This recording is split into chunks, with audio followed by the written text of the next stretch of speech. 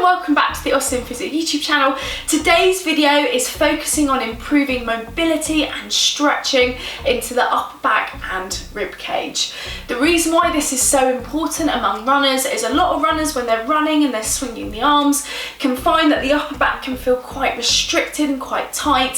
Same coming round into the side of the ribs and underneath the diaphragm around the front. So it's very common, depending on your mechanics, that you feel tightness or soreness in these areas. So today's routine is looking at stretching, opening up through the thoracic spine and rib cage, releasing through the diaphragm, so you can add this in after running.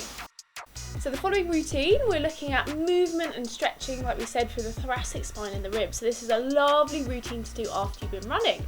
So the first thing that I'm demonstrating here is stretching not only through the ribs, but also through the big muscle, your latissimus dorsi, going and attaching from up into the axilla, down into the pelvis. So really, really important for stabilizing the torso when we're running, but also optimizing that movement through the ribs as well. So yes, we're stretching through that muscle, but we're also opening up through the side of the ribs as we're stretching over to one side.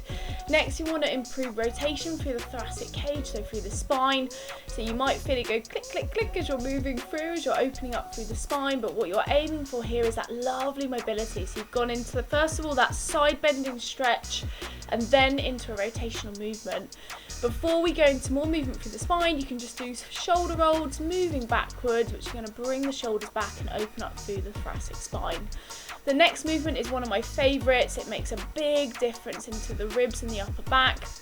Is threading the needle, and again, it's really easy to do this after you've been training. So what you're doing is you're pushing the arm through, and then as you lean back, you're stretching up to touch towards the sky. So the reason why we've got the shot here is you can see what it's doing to the ribs and to the upper back. So you see it's rotating through. So as you're rotating one side of the rib cage, you're stretching the opposite side. Of course, you're having an impact through the shoulders, and then you're moving through the thoracic spine. So again, seeing it from the other side now, aiming between 15 seconds on each side. So of course you can do it for as long as you want. The idea is you want to add in movement through the whole of the upper back and the ribs as you're doing this. So again, stretching up, reaching towards the sky, which stretches through the chest, and then of course opening up through the ribs. Next, we want to move side to side. So this is a great way to not only stretch your lower back as well, but as you're side bending away in this all fours position, you're opening up through the side of the ribs. So you're gapping through the side of the ribs. So this is great if you struggle with one side of the rib cage being tighter when you're running. So you're opening up through the whole of the back and into the ribs. That's where you then want to integrate, obviously, that good old cat-cow, one of my favourite moves that we add into most routines, because it's so good for integrating that full spinal mobility. So from the lower back all the way up into the cervical spine, into the neck, you're integrating that lovely extension and flexion movement. So again, this is stretching up through the back, through the ribs, and improving that mobility. Next, we want to look at relaxing back either onto a rolled up towel. I've folded up a pillow here into a tube and placed it between my shoulder blades. It's going down a little bit lower and slightly into the lower back as well, but this starts to encourage this increased extension into the upper back. So this is great if you feel quite stiff into your upper back. I would aim to hold this for probably more than 15 seconds, but we put 15 here to fit into a routine.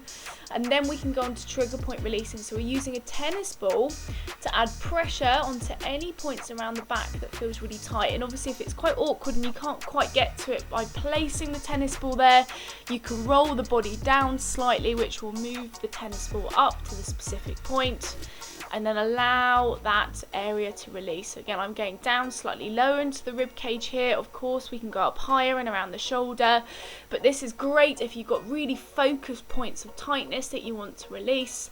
You can roll yourself onto the tennis ball, hold it until that pain comes down, until that relaxes. Finally, we want to release through the diaphragm, so we're stretching underneath the rib cage to help with that mobility. So what you're going to do is place your fingers from the middle part of the rib cage. You're going to start from the middle and work your way out. So you see here as my hands are moving outwards, so you're going to breathe in, and then as you breathe out, you're going to gently push or curl the fingers underneath the ribs. Hold for a couple of seconds, and then relax, and then move down a little bit lower. So the idea is that you can work your way down. So you see me moving down the side of the ribs as I'm breathing in, I'm not pushing in, and as I'm breathing out, I'm adding more pressure. So the idea is you're doing it with breathing to make it really, really easy. So again, just to show you from the beginning, you're going slightly near the middle, so where you're starting at the top of the ribs, so breathing in, nothing. As you breathe out, pushing underneath, holding for a couple of seconds and then relaxing, and of course adding this routine after running once or twice per week.